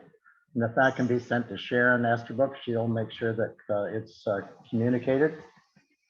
And the other thing, Bob has worked off and on trying to get a name, a permanent name for the OPP representative that attends there. And there's a OPP officer, Leah McIntosh, who has been attending. And they told us at the last meeting, or she told us the last meeting, that it will be just whoever's assigned to that shift at that specific date. So it could be her, it could be somebody else, but at least you don't have to chase trying to get a name anymore, Bob. That's kind of been looked after. And that's all I have other than the minutes. I'm glad to answer any questions if anybody has any. Go ahead. Through you, Mr. Mayor, I'm not sure, our MPP, Dave Smith, was in front of our local grocery store on the weekend. Is the police committee involved in that anymore? Was that part of it? That was a food bank. Through you, Mr. Mayor, yeah, through community policing, MPP Dave Smith was there as part of that, but it was organized through the community policing. It's one of the little things they do during the year to fundraise. That was Cram the Cruiser. Yeah. Cram the Cruiser is Yeah. the community policing does, and then the weekend was the food bank. Okay. Okay. So we have minutes from the June 22nd meeting. If there's no questions around them, I'll take the motion to receive those minutes. Counselor Webb, Counselor Pomeroy, all in favor? And that's carried. All right then. Next, we move into written and oral notice of motions, and there was a couple from last meeting and then one that I added this week. Over the last 2 or 3 weeks, I don't know whether there's an email campaign going to me about the Jamboree, and I've responded that it's out of our control. It's a private function and we don't have any say in what's going on there. Some have made reference to our gateway sign and home of the Havelock Jamboree.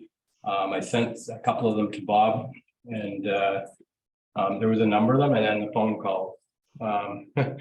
So anyways, they're picking up my information probably off the website, and it seems like there's a campaign going on. So We have talked about the sign before, and one of the things that I put this motion together with Bob just to see if there's anything we can do to get some communication going with the organizers and the public. At least let them know how we feel, because it would help us. And basically the gist of the motion, I can read it if you like. It's lengthy, but whereas the Havelock Country Jamboree is considered Canada's largest live tour country music and camping festival with more than 20,000 people attending each year across North America. And whereas the Country Jamboree is a very important event for Havelock-Belmont-Methuen and the surrounding area, whereas Havelock Country Jamboree has been canceled for 3 consecutive years, partially due to COVID pandemic. Whereas numerous complaints have been received by members of council from patrons of the Jamboree expressing concerns with the events not being held for 3 consecutive years and refunds have not been issued for previously purchased tickets. And whereas the complaints received by members of council also noted that the requests for refunds have been ignored by the ownership of Havelock Jamboree, and patrons are receiving no feedback. Be it resolved that staff is hereby directed to send correspondence to the ownership of the Havelock Country Jamboree expressing council's desire that all commitments to customers be honored through refund for tickets purchased for the event that was canceled, and further that the hope that the council the Havelock Country Jamboree will return in 2023 and continue to operate and entertain country music bands for many more years. There's a lot to that. It was just a thing, we don't control anything around it, but it was just a thing to help the public because there's a lot of people that were affected by this. And it would be nice if they would at least answer their phone over there and answer the people that are looking for answers. So it was just something that I thought maybe council could do our part to help the public. And it does say in there how important the Jamboree is to Havelock-Belmont-Methuen, and we all know that, and we all know what it means for us, but it might be a little way of nudging them a little to get together here and respond to the public to help us, because I know staff is getting calls too. This says about council, and I know staff is getting the calls in the office here too. So I just, what's your thoughts on moving a motion like that? Councillor Pomeroy, go ahead. Yeah, through you, Mr. Rex. Excuse me. I think we're getting into this a little deep myself. You know, that be it resolved that staff is hereby directed to send correspondence to the Jamboree expressing council's desire for all commitments to customer be honored through a refund for tickets purchased for events that were canceled. Well, I wouldn't want to be on the end of the stick there being told what to do by council. You know, like it's it would be nice if they would honor it, but that's a completely different thing. I mean, we have to refer back to these people that are declaring that it's not our responsibility. And we talk about, you know, going on online and all that other stuff. You know, maybe it should be made available that we are not responsible. And it's not up to us to tell the people that own the Jamboree to to pay up. Yeah. That's just my own personal feeling. No, and that's good. And there, you know, it can be amended here or adjusted too on some of the terms in there if they're too strong. But Councillor. Yeah, further to Councillor Pomeroy's point, I like what we're trying to do here. Mr. Mayor, I understand it doesn't become a problem for council and staff. But I agree that possibly if we reworded that in that, I would say in terms of giving, not so much directing them to give refunds, but to deal with it in the best possible manner for the public and the community, something like that, right? Instead of giving them specific directions as to what to do and how to deal with it. I don't know if that would be the best on our part legally either, so. Yeah, and that's, yeah, like the refund part of it might be something that could be pulled out of there, but something to at least respond to, even if asking them to respond to people. Councillor Ellis, go ahead. Yeah, excuse me, through you, Mr. Mayor, I agree with both councilors. I think if we have our CAO, Bob Angione, do a little wordsmithing there and clean it up a little bit, I think we need to just take that little step back, get the message that we're trying to get out there without getting into the business part of it. Very good. So, Bob, I don't know what your thoughts are there as far as that one line there, be it resolved that staff is hereby directed to send correspondence to the ownership with regards to and honor the refund. If that was pulled out of there, that line, and just yeah, just pull that out and just put that they at least respond or ask if they could respond in some way to the patrons. I don't. And through you, Mr. Mayor, again, I think if you look at an old ticket, if you have one kicking around, it says non-refundable on them. Yeah. Okay. So I don't know, I know this is it was just a suggestion here, and it's something it's a communication thing, so we can either just pull out that line there and put something there that we ask that they correspond with the patrons. It's an ask, we can't tell them what to do, it's not our business, and I agree, maybe we're stepping too far in, so Barry, go ahead. Yeah, through you, Mr. Mayor, I would take that whole paragraph out, be it resolved that staff is hereby directed to send correspondence to them. Yeah. You know, if you took the whole thing out. Okay. And as Larry mentioned, the tickets have to say non-refundable, so we'd be kind of in deep doo-doo if we carried on with that whole paragraph. Okay.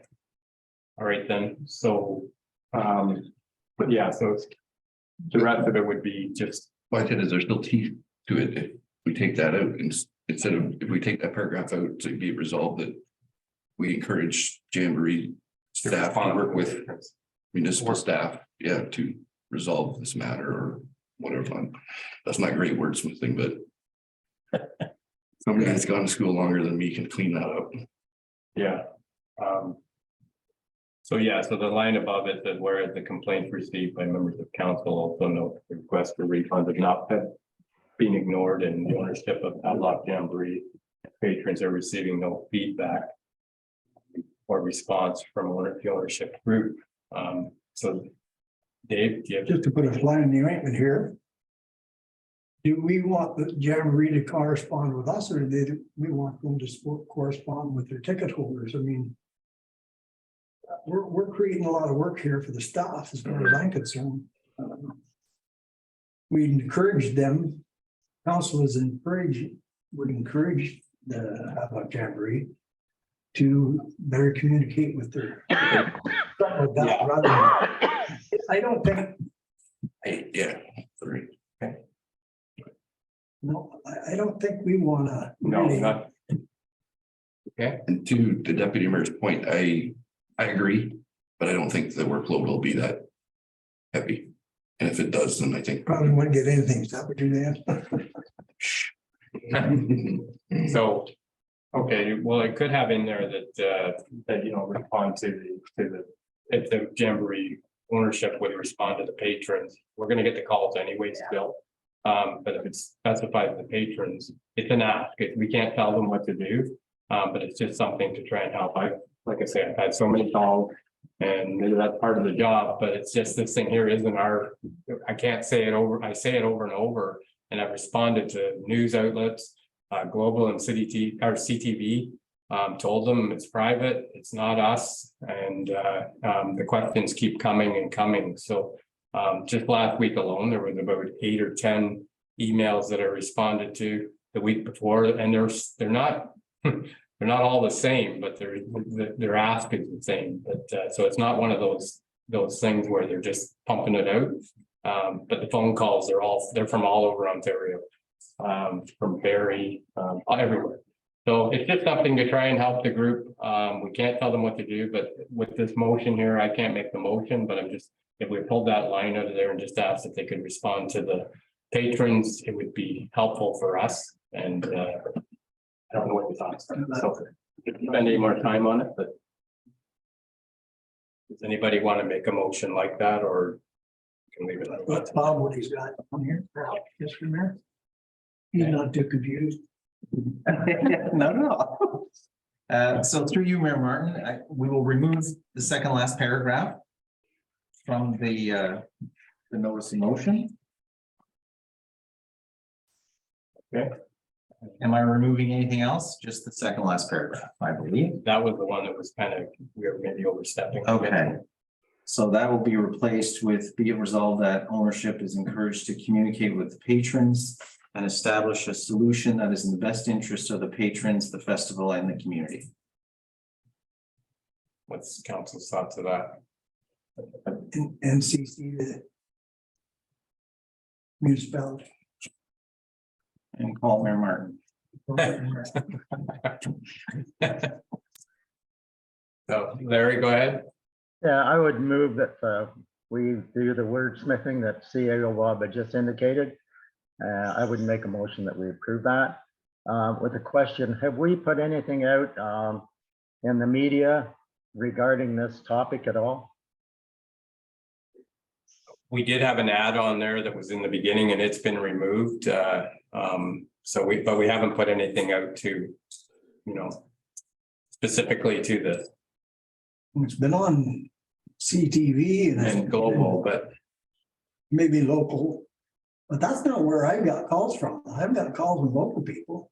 no, they're not local that are calling. One might have been, but I was just wondering whether something done in the social media highlight that the topic that we just spoke to, that's all.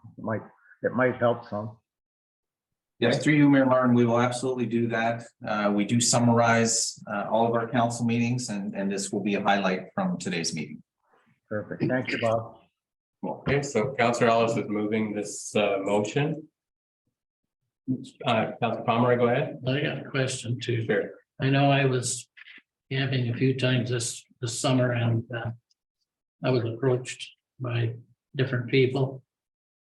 And to be quite blunt, I told them that this isn't a council or a municipal problem, it's their problem. So it's up to them to look after. Well, you guys benefit from it in your municipality. That doesn't cut the cake, you spent the money, you took the chance. So I don't know how blunt you can be with people or to tell them that don't call us, we'll call you because we got nothing to do with refunds. No. It's call the appropriate people. And that's basically what my emails back to them are saying, but the two last week were with regards to the sign, that's why I think one was local, but they drive by the sign and it says home of the Havelock Jamboree.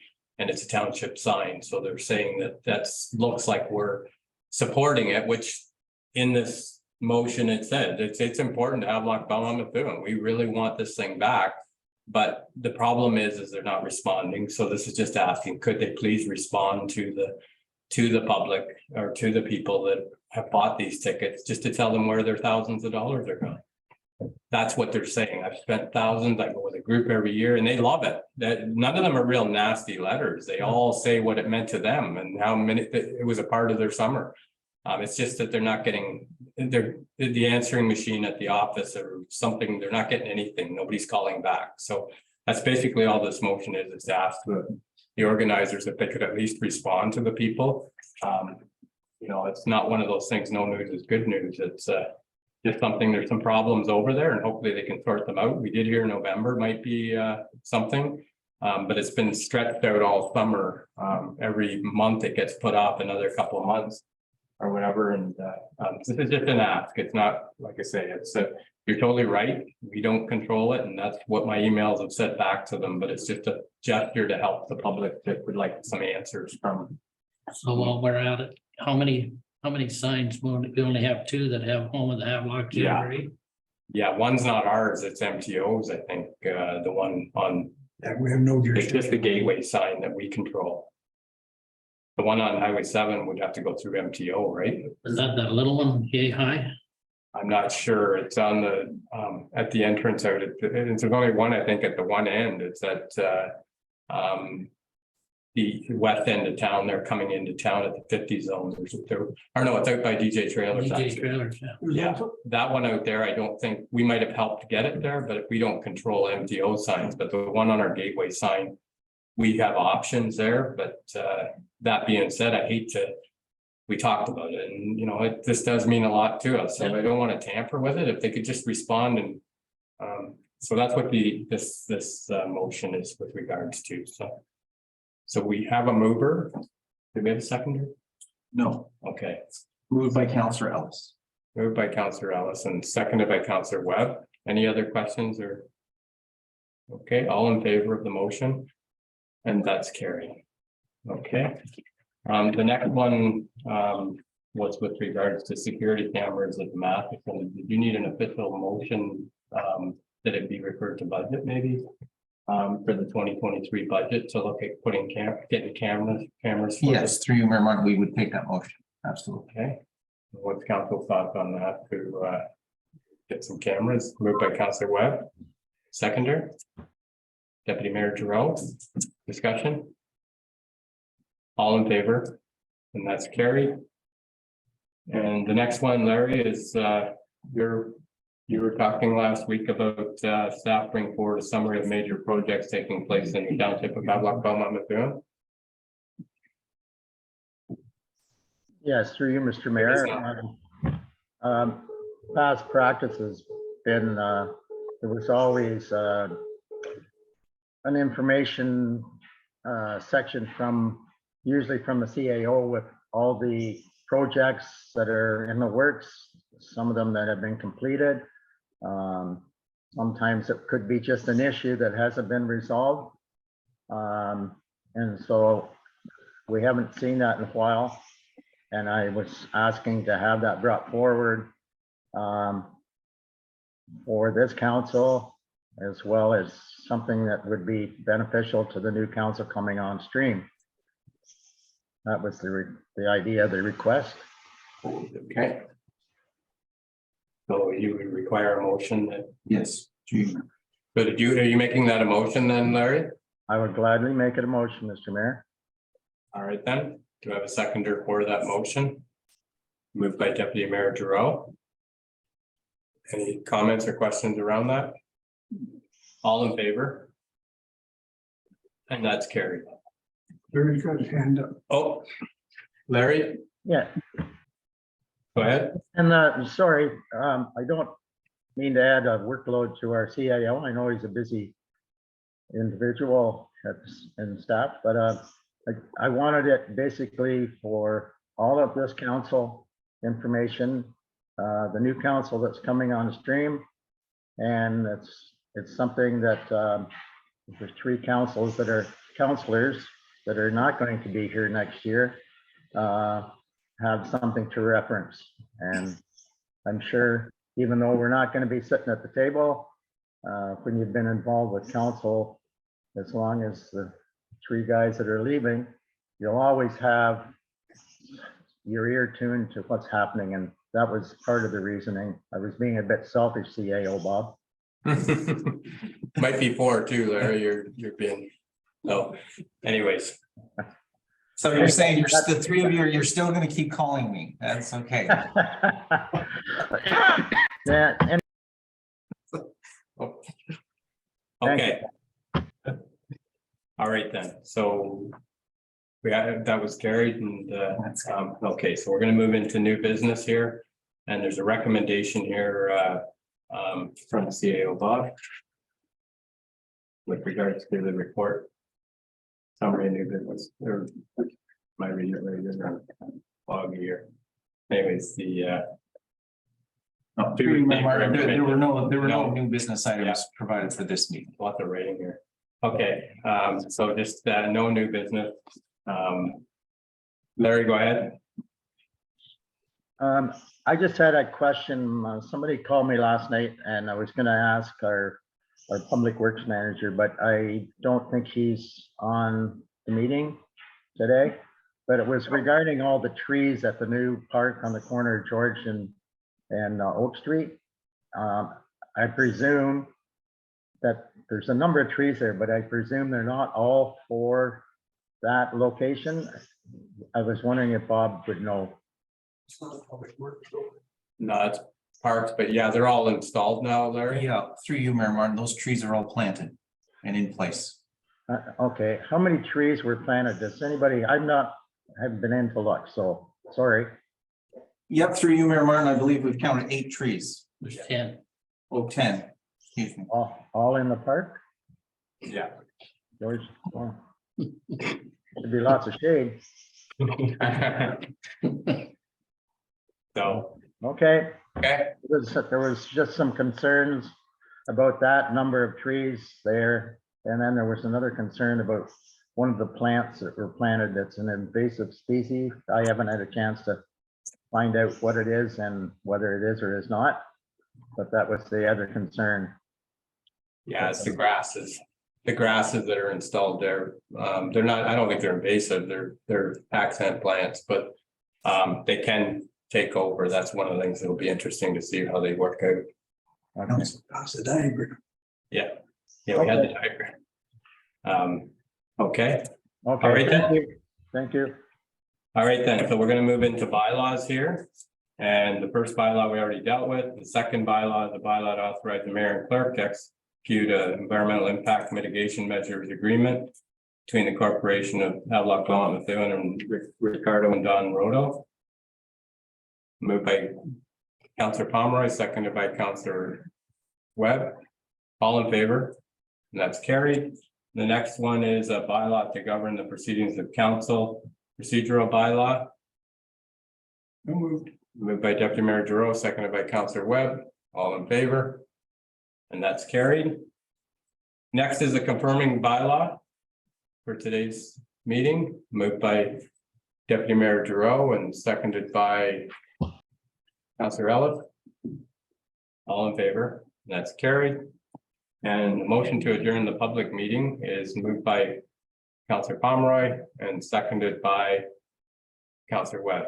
All in favor?